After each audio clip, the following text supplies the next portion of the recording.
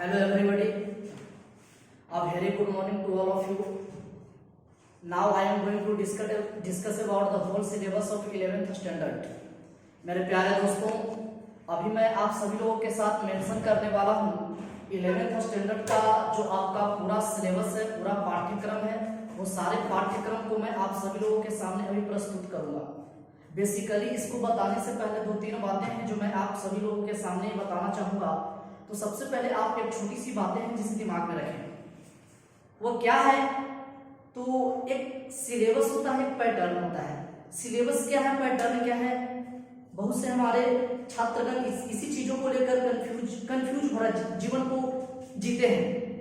Pattern syllabus दोनों अलग अलग चीजें हैं। सिलेबस मतलब आपको कौन सी चीजें पढ़नी है, आपका पाठ्यक्रम में क्या क्या कौन कौन सी बातें इंक्लूडेड है, शामिल है, ये आपका आप सिलेबस हो गया। पैटर्न मतलब आपका होता है, पैटर्न का मतलब होता है प्रोसेस, प्रक्रम, प्रारूप, यानी आपका एग्जामिनेशन में किस प्रकार से प्रश्न पूछा जा रहा है, कितना ऑब्जेक्टिव क्वेश्चन, कितना सब्जेक्टिव क्वेश्चन, जो प्रोसेस होता है, जो प्रारूप होता है, वही आपका पैटर्न कहलाता है। तो ये छोटी सी बातें थी। अब देखिए, एक्चुअली में बेसिकली आप सभी लोगों से I am connecting with you after so long time.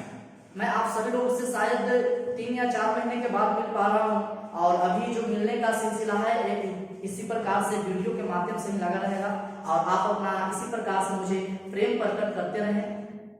चलिए तो देखते हैं आज का let's begin the class of today. आज हम लोग वर्ग को प्रारंभ करते हैं 11th whole English syllabus. 11th class का जो आपका पूरा होल इंग्लिश सिलेबस है, सबसे पहले एक छोटी सी बातें आप दिमाग में सेट रखिए। आप 9th 10th यहाँ तक जो हम इंग्लिश पढ़े हैं, इसके बाद ही basically most of the topics has been started in 11th standard. 11th standard का मैं जिक्र करूं तो आपका ज्यादा से ज्यादा तक ऐसे टॉपिक्स हैं, या मैं बात करूं लिटरेचर, ग्रामर या कंपोजिशन, ये सारी चीजें में आपका 9th 10th के बाद ही बहुत सारी चीजें का लेवल प्रारंभ नहीं होता है। तो 9th 10th तक पढ़े हुए वो एक अलग चीजें थी, आपको 11th में जो बातें मिलेगी वह यहाँ से एक अलग चीजें मिलेगी। मतलब ये छोटी सी बातें से आप समझ सकते हैं 9th 10th तक जो आप पढ़े वो मात्र आपका एक प्रकार का तालाब है। 11th स्टैंडर्ड से आपको समुद्र में घूमना है, मतलब बिल्कुल अथाह चीजें हैं, पूरी बातों को सीखना है। तो देखिए 11th होल इंग्लिश सिलेबस में हम लोगों का जो सिलेबस है बेसिकली 100 मार्क्स का है। आप अगर देखें तो आपका पूरे 11th स्टैंडर्ड में इंग्लिश सबसे ज्यादा अंक का है, और प्लस में हिंदी है जो 100 अंक का है। लिटरेचर इसमें मेरे दोस्तों आपका साहित्य 16 मार्क्स का है। Literature will remain 16 marks in your 11th standard. आपका लिटरेचर है जो 60 अंक रखता है 11th वर्ग क्लास में। इसके बाद में आप सभी लोगों के सामने प्रस्तुत करना चाहूँ ग्रामर। ग्रामर का जो आपका सेक्शन है व्याकरण, यह आपका 26 मार्क्स का है, 26 अंक का है। और इसमें मैं आपको नेक्स्ट बताना चाहूँ कॉम्पोजिशन, क्रिएशन, रचना, यह आपका 14 मार्क्स का है। Composition remains 14 marks in your 11th standard.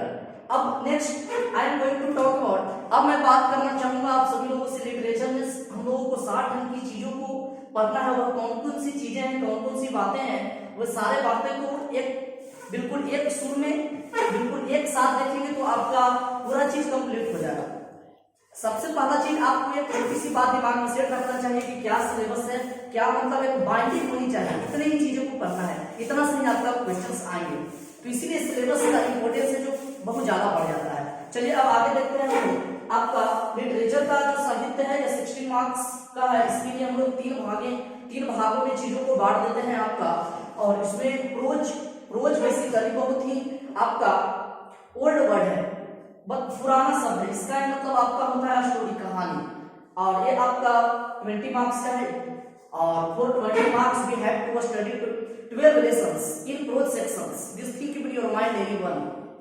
मेरे प्यारे साथियों, आपको रोज कहानी के लिए 20 अंक प्रदान किए जाएंगे, और इसके लिए हम सभी लोगों को 12 अध्याय का अध्ययन करना होगा।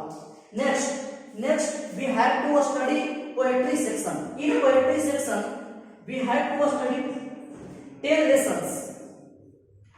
और आपका पोएट्री सेक्शन का मैं बात करूं तो पोएट्री सेक्शंस में आपको 10 अध्याय पढ़ना है और इसके लिए आप सभी लोगों को 20 अंक प्रदान किए जाएंगे।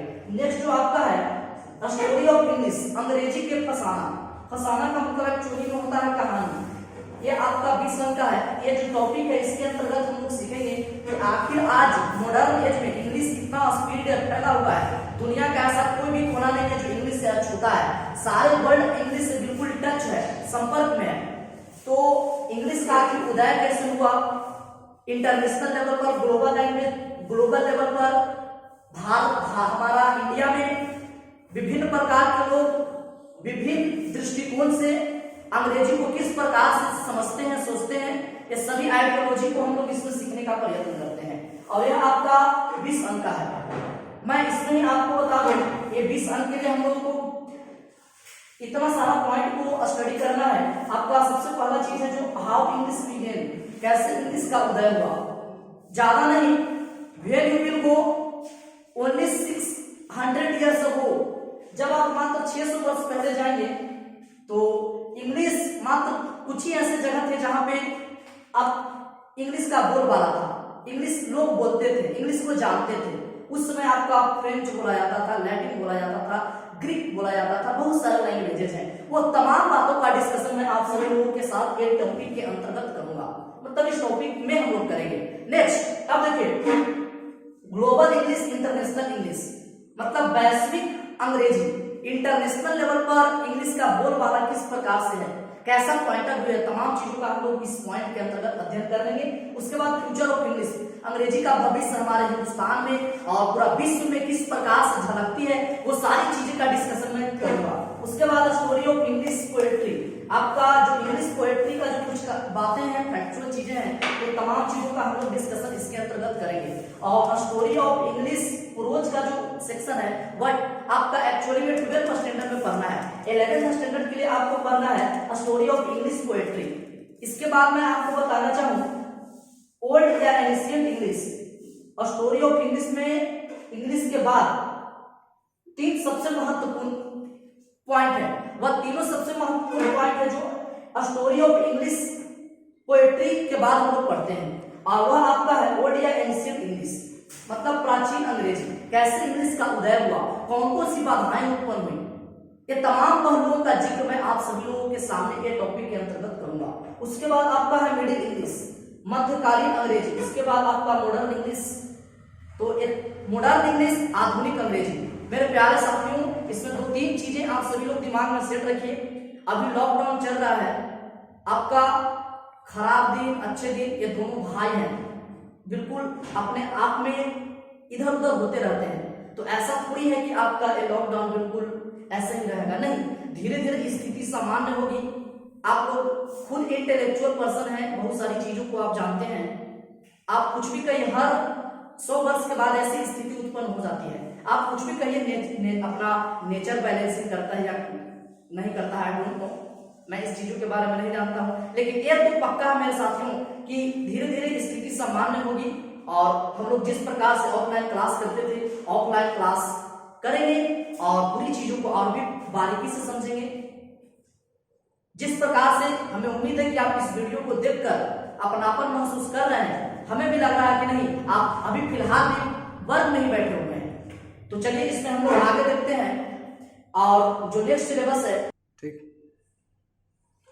तो दोस्तों, जैसा कि अभी हम लोग देखे लिटरेचर का सिलेबस, जिसमें हम लोगों ने किस प्रकार से हम आपका 11th स्टैंडर्ड में जो 60 मार्क्स का यानी 60 अंक का 60 मार्क्स यानी 60 अंक का जिस प्रकार से लिटरेचर का जो कंटेंट है, सारी चीजों को अभी मैं मेंशन आप सभी लोगों के सामने किया। अब मैं आपके सामने बात करने वाला हूँ ग्रामर, व्याकरण। यह आपका 26 मार्क्स का है। Grammar content 26 marks in your 11th standard in your English syllabus. This will keep your mind everyone. आपका ग्रामर का जो सिलेबस है, ग्रामर का जो सेक्शन है वह 26 अंक का है। आपका 11th वर्ग में हम लोगों को पढ़ना है। आप 9th 10th तक जो लेवल को पढ़े हैं उसके बाद का लेवल से ही हम लोग 11th में चीजों को समझने का प्रारंभ करेंगे। मतलब आपका कोई भी टॉपिक हम पढ़ाएंगे तो इससे पहले जो 9 10 हम पढ़ाए हैं उस लेवल से generally most of the topics है, ज्यादातर के टॉपिक उस लेवल के बाद ही प्रारंभ होंगे। तो इसलिए 11th स्टैंडर्ड में चीजों को थोड़ा सा हाई फ्रीक्वेंसी में हम लोग सीखने का प्रयास करते हैं। तो मेरे प्यारे साथियों, इसमें अब आगे देखिए, जो आपका वर्ब है 2 अंक का है, उसके बाद एडवांस वर्ब 2 अंक का है, इसी के अंतर्गत हम लोग इंफिनिटिव, जीरंड, पार्टिसिपल, ये सारी चीजें का पूरा विस्तार से हम लोग ऑपरेशन करते हैं, सीखते हैं। ट्रांसफॉर्मेशन या 4 अंक का है, जिसमें आपका डिग्री से 2 अंक के प्रश्न पूछे जाते हैं। सेंटेंस चेंजिंग या चेंज ऑफ सेंटेंस, इससे 1 अंक, उसके बाद रिमूवल ऑफ 2 से 1 अंक। ट्रांसफॉर्मेशन में ही तीनों चीजों का हम लोग अध्ययन कर लेते हैं। उसके बाद है आपका मॉडल्स 2 अंक का। टेंस 3 अंक का हम लोग देखते हैं, वॉइस 3 अंक। आप उसके बाद जैसा कि नरेशन को देख पा रहे हैं, या आपका 3 अंक का क्वेश्चन इससे भी पूछे जाते हैं। आपका 11th स्टैंडर्ड में इडियम्स से 1 या 2 अंक का क्वेश्चन पूछे जाते हैं। फ्रेजल वर्ब से 1 या 2 अंक का। इडियम्स और फ्रेजल वर्ब ज्यादा नहीं, बहुत कुछ सिलेक्टेड इडियम से कुछ सिलेक्टेड फ्रेजल वर्ब है, जो मैं आपको ट्रिकली कंसेप्चुअली हाइपोथेटिकली आपको समझा दूंगा, तो इससे आप बिल्कुल निश्चिंत हो जाएंगे। इसके बाद इधर एक नजर आप सभी लोग देखने का प्रयास करें। आपका इधर जो सिलेबस का जो सेक्शन है कॉम्पोजिशन है। कॉम्पोजिशन का मतलब होता है क्रिएशन, रचना, बनावट। जो रचना बनावट का सेक्शन है आपका मेरे दोस्तों, यह आपका 14 मार्क्स का है। Composition contain 14 marks in your 11th standard syllabus. Composition से आपका 14 अंक का प्रश्न आपका एग्जाम में पूछा जाएगा। इसके बाद मैं बात करूं यार 14 अंक किस प्रकार से पूछा जाएगा, तो सुनिए, इसमें आपका एस्से राइटिंग पूछा जाएगा। एस्से राइटिंग जो पूछा जाएगा स्किलफुल पूछा जाएगा, जैसे तैसे आप नहीं लिख सकते हैं। इसका एक फॉर्मेट होता है, वे होता है, उस फॉर्मेट और वे के साथ लिखेंगे तो आपका अंक मिलेगा, अदरवाइज अंक आपको काट दिया जाएगा। तो ये सब बहुत सारी बातें हैं, सावधानियां, जिसको हम मद्देनजर रखते हुए सारी चीजें को हम लोग सीखेंगे। उसके बाद में आपका प्रेसिस राइटिंग, ये 4 अंक का है। आप सुनिए, प्रेसिस राइटिंग 4 अंक का आपका 11th स्टैंडर्ड में है। यही प्रेसिस राइटिंग से अगर आप यूपीएससी के प्रिपरेशंस आप इन फ्यूचर आप कर सकते हैं, तो वहां पे प्रेसिस राइटिंग से आपका जो डिस्क्रिप्टिव का सेक्शन होता है, वहां पे इससे 100 अंक का प्रश्न पूछा जाता है। तो प्रेसिस राइटिंग आपका मतलब 11th स्टैंडर्ड से लेके इन फ्यूचर जितने भी चीजें आपका हाई फ्रीक्वेंशियल है, उच्च स्तरीय जितने भी बातें हैं, जितने भी चीजों का आप प्रिपरेशन करने वाले हैं, वे सारी चीजों के लिए आपका प्रेसिस राइटिंग अति आवश्यक है। तो इसलिए हम लोग ये चीजों को काफी कंसेप्चुअली सीखेंगे। नेक्स्ट या आपका प्रेसिस राइटिंग से 4 अंक का क्वेश्चन पूछ सकता है, या अगर प्रेसिस से नहीं होगा तो आपका पैसेज से हो सकता है।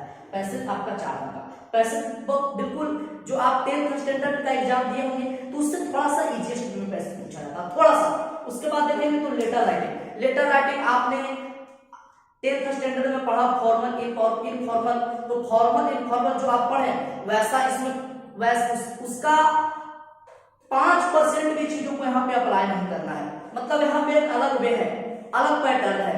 इस पैटर्न को, इस वे को फॉलो करके हम लोग इस चीज को सीखेंगे। इसका एक अलग फॉर्मेट है, तो तब हम लोगों को 5 अंक इससे प्राप्त होता है। अब ऐसा इसीलिए तो देखिए यही खूबसूरती है, यही विशेषता है 11th स्टैंडर्ड का। जो कॉम्पोजिशन का 14 अंक का आपका इधर सेक्शन है, उसमें से 5 अंक का इधर लेटर है। लेटर में आपका चूंकि बोर्ड वाला जानता है कि बच्चा होता है 10th स्टैंडर्ड में अपना तरीका से सीख के आता है, तो यहाँ पे एक अलग अपना आइडियोलॉजी से आपका बोर्ड अपना पैटर्न देता है। उसके बाद आपका या तो लेटर आपसे लिखने के लिए देगा या एप्लीकेशन देगा, जो 5 अंक के होंगे। तो ये आपका जितने भी चीजें हैं वे सारे आपका इंग्लिश के सिलेबस का पूरा होल इंग्लिश सिलेबस है। मेरे प्यारे साथियों, ये इस वीडियो में आप ध्यान दीजिए, आज से मैं आप सभी लोगों के साथ बिल्कुल प्रयास करूंगा कंटिन्यूटी के साथ पूरी चीजों को मैं आप सभी लोगों के सामने प्रस्तुत कर सकूं। तो ये सारी चीजों को आप एक बिल्कुल आपका एक सेपरेट नोटबुक्स बना लीजिए। इंग्लिश का 11th स्टैंडर्ड का थोड़ा मोटिव होनी चाहिए, और उसमें सबसे पहला पृष्ठ पर आप सभी लोग जो आपका 11th स्टैंडर्ड का होल इंग्लिश सिलेबस है, ये सारी चीजों पे आप लिखिए बिल्कुल स्टेप बाय तरीका से। और कहीं भी कोई समस्याएं हो तो आप अपने इंस्टीट्यूट में संपर्क करें या हमसे भी संपर्क करें, और जो भी आपका प्रॉब्लम होगा, समस्या होगा, उस समस्या का हम तुरंत निदान करने का प्रयास करते हैं। तो इसमें हम लोग अभी देखते हैं। और आपका तो मेरे दोस्तों, मैं अभी आप लोगों के सामने पूरा इंग्लिश का जो 11th स्टैंडर्ड का सिलेबस था, जो मैं आप सभी लोगों के सामने प्रस्तुत कर दिया। अब मैं केवल सिलेबस बताकर ही आपसे कैसे अलग हो सकता हूँ, ये हमसे रहा ही नहीं जाता है। मैं आया हूं तो आपको कुछ तोहफा देकर जाऊंगा। तो अभी हम आप लोगों के लिए कुछ वोकैबुलरी लेकर आए हैं, वोकैबुलरी कैप्सूल। देखिए बेसिकली अभी हम लोग क्या 9th और 10th स्टैंडर्ड में जो वोकैब देखे थे वह लो फ्रीक्वेंशियल था। 11th स्टैंडर्ड में हाई फ्रीक्वेंशियल वोकैब को हम लोग सीखते हुए चलेंगे। तो देखिए जो आपका पहला वोकैब है gale. Gale is the most famous name, आप सभी लोग जानते हैं, ये हमारे बहुत प्रसिद्ध नाम है गेल साहब। अब आप ही बताइए गेल बल्लेबाजी करते हैं तो तूफान लाते हैं कि नहीं लाते हैं? तब ट्रिकली याद करें। देखिए गेल का मीनिंग क्या होता है? स्टॉर्म, तूफान। अब आप देखिए यहाँ पे सबसे बड़ा चीज आपका क्या है? By one get one free. आप एक वोकैब को देखिए, एक वोकैब आपको फ्री में मिल जाएगा। 5 रुपया का सर्फ लीजिए, 5 रुपया का साबुन फ्री में मिल जाएगा। इस चीजों को मानते हुए मैं आपको बता रहा हूं। तो देखिएगा गेल का मतलब आपका होता है जब गेल बल्लेबाजी करते हैं तो तूफान ला देते हैं। ट्रिक समझिए, गेल कभी भी आपसे पूछा जाए gale what is the meaning of gale, gale का मतलब क्या, तो ऐसे कहना है किस गेल से छक्कों का तूफान आता है, किस गेल से छक्कों का तूफान आ जाता है। तो गेल मतलब स्टॉर्म, तूफान।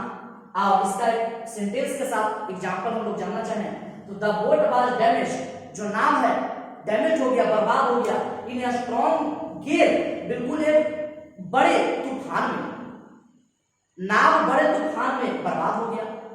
तो अब हम लोग नेक्स्ट वोकैब देखते हैं। आपका जो नेक्स्ट वोकैब है, आप ध्यान दीजिए, इसमें जो मेरे दोस्त हों बिल्कुल सीक्वेंस वाइज मैं आप सभी लोगों को चीजों को बताते हुए चल रहा हूं। तो मेरे प्यारे साथियों आप बिल्कुल इसी प्रकार से इसमें बने रहिए और देखिए हमारे साथ। देखिए जो आपका सेकंड वोकैबुलरी है वह लेसीट्यूड। लेसीट्यूड का मतलब क्या होता है? तो देखिए लेसीट्यूड को शुरुआत में हम देख पा रहे हैं लस्सी लिखा हुआ है, और लस्सी पीकर लोग सुस्त हो जाते हैं। कभी भी कोई भी लोग 2 या 3 गिलास लस्सी पी लेंगे तो लगेगा कि नहीं भैया आप आराम कर लेते हैं। आप लोग भी ऐसा करते होंगे क्योंकि आप लोग भी इन लोगों में से ही हैं। तो खैर देखिए याद करने के लिए ऐसी चीजों को मैं प्रयोग कर रहा हूं ताकि आपको याद हो जाए। तो देखिए लेसीट्यूड को यहाँ पे समझिए लस्सी, और लस्सी पीकर लोग सुस्त हो जाते हैं। तो लेसीट्यूड का मतलब आपका होगा लेजीनेस, मतलब सुस्ती। और एक सेंटेंस को मैं बनाना चाहूँ इस वर्ड के माध्यम से, When I want to make a complete sentence with the help of this word, अगर मैं बनाना चाहूँ यह शब्द की मदद से कंप्लीट वाक्य तो ऐसे बना सकते हैं। नेवर फील दैट, कभी महसूस मत करो कि यू आर इन लेसीट्यूड, आप सुस्ती में हैं, बिल्कुल आप ऊर्जावान हैं, आपसे बेहतर कोई हो ही नहीं सकता है, ऐसा मान कर चलिए। You are the unique, you are the best. आगे देखिए फिर दोस्तों, चलिए अब हम लोगों के पास जो नेक्स्ट वोकैब है आपका, नेक्स्ट वोकैब इज मिंगल। आप लोग मोस्ट ऑफ द स्टूडेंट्स, ज्यादातर जो हमारे विद्यार्थी हैं पीरियड को देख पाए भी होंगे। ये आपका मंगल पांडे साहब है, मंगल पांडे साहब। तो मिंगल का मतलब होता है तहस नहस कर देना, मतलब सैबोटेज। 1 मिनट पे आपको 1 मिनट फ्री मिला है, देखिएगा।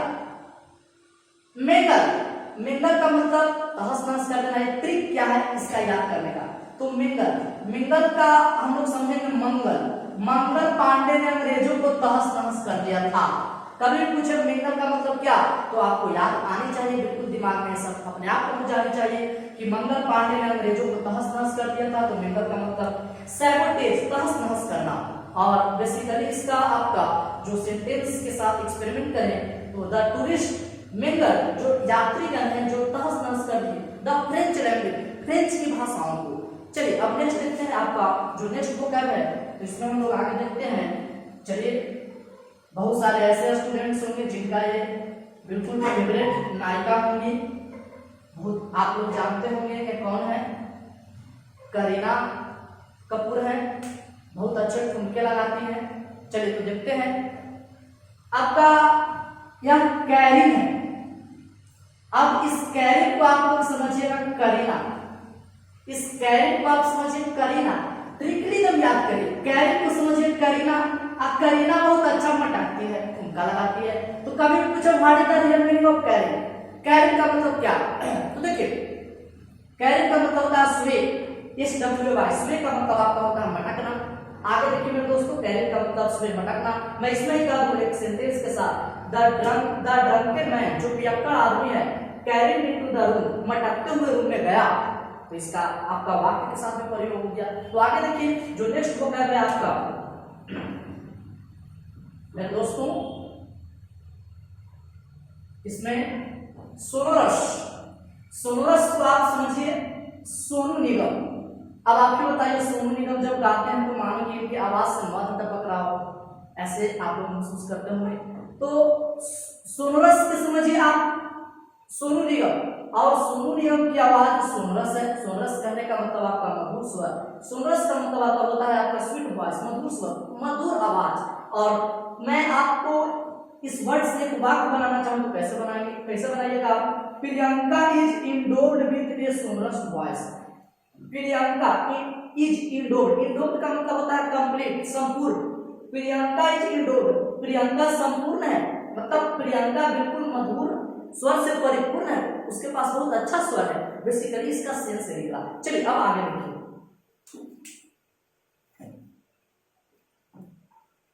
नेक्स्ट सेगेसियस। मेरे प्यारे साथियों सेगेसियस देखिए, ये आपका नेक्स्ट वोकैब है सेगेसियस। सेगेसियस ट्रिक देखिए याद कैसे करिएगा, ट्रिक सारी चीजें मैं आप सब लोगों के सामने दे रहा हूं। सेगेसियस ट्रिक क्या है? साग खाने वाले लोग बुद्धिमान होते हैं। सेगेसियस कभी मैं आपसे पूछूं what is the real meaning of sagacious, तो आप क्या बताइएगा? तो आपको कहना है साग खाने वाले लोग बुद्धिमान होते हैं। तो सेगेसियस मतलब इंटेलिजेंट, बुद्धिमान। मैं इस वर्ड से आपका एक वाक्य भी बनाया गया है, गांधी जी सेगेसियस डिसीजन, गांधी जी का बुद्धिमान भरा निर्णय, इसका बेसिकली हिंदी है वो। तो सेगेसियस साग खाने वाले लोग बुद्धिमान होते हैं, सेगेसियस का मीनिंग इंटेलिजेंट, बुद्धिमान। चलिए तो नेक्स्ट हम देखते हैं आपका जो नेक्स्ट वोकैब है इसमें मेरे दोस्तों मेंडिकेंट, मेंडिकेंट, मेंडिकेंट है। ट्रिक देखिए कैसे याद रखिएगा। मेंडिकेंट को यहाँ पे समझिए मंदी, जैसा कि अभी थोड़ा माने तो मंदी ही है, बिल्कुल कर सकते हैं। तो मंदी में बहुत भिखारी दिखते हैं, मंदी में बहुत भिखारी दिखते हैं, या एकांत है, इसे कहिए एकांत, कांत को यहाँ पे बेसिकली एकांत कहिए। मंदी कहिए, मंदी में बहुत भिखारी दिखते हैं या एकांत में बहुत भिखारी दिखते हैं, तो कोई बात नहीं, दिखते हैं, आपसे जहां तक बने आप मदद कर दीजिए, इंसान का ही धर्म है और कर्तव्य है। तो चलिए मेरे दोस्तों मेंडिकेंट का मतलब आपका होता है बेगर, भिखारी। और ट्रिक कैसे याद रखिएगा? तो मंदी में बहुत भिखारी दिखते हैं, तो मेंडिकेंट का मतलब आपका होगा भिखारी। मैं यहाँ पे किस I am making a sentence with the help of this word, मैं इस शब्द की मदद से आपके सामने एक वाक्य बना रहा हूँ। He was the blind mendicant who lived under a neem tree. वह अंधा भिखारी था जो नीम के पेड़ के नीचे बैठा हुआ था। बेसिकली इसका सेंस से निकला। अब हम समझ नेक्स्ट वोकैब को देखिए। चलिए तो इतना ही वोकैब था हम लोगों के पास। तो आज का क्लास आप सभी लोगों को हमें पूरा विश्वास है कि बहुत अच्छा लगा होगा। तो मेरे प्यारे दोस्तों आज के लिए आपका इसमें इतना ही रहेगा, और एक आपसे विनम्रता पूर्वक गुजारिश है, आपसे विनम्रता पूर्वक। चलिए तो अभी हम लोग इसमें देखिए पूरा 11th का होल इंग्लिश सिलेबस, उसके बाद मैं आप सभी लोगों के सामने कुछ इंग्लिश का वोकैब भी ट्रिक प्रदान किए। तो सारी चीजों को आप कंप्लीट करिए। फिर भी कोई समस्या आपके दिल में उठे तो आप बिल्कुल इंस्टीट्यूट में कॉल करिए, या हमारे पास भी कर सकते हैं। कोई भी समस्या हो तो आपका समस्या का निदान बिल्कुल तुरंत हम देने का प्रयास करेंगे। और एक गुजारिश है, स्टेप सेफ कीप लर्निंग, आप बिल्कुल सुरक्षित रहिए, पढ़ाई को जारी रखिए। क्योंकि कुछ दिनों के बाद बिल्कुल जिस पर पहले हम लोग पढ़ते थे वैसी स्थिति उत्पन्न हो जाएगी दोस्तों।